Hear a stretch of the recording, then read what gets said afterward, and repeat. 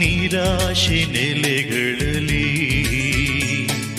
ನಂಬಿಕೆ ನಿರ್ಮಿಸಲು ಕತ್ತಲು ಕವಿದಲ್ಲಿ ಬೆಳಕನ್ನು ಬೆಳಗಿಸಲು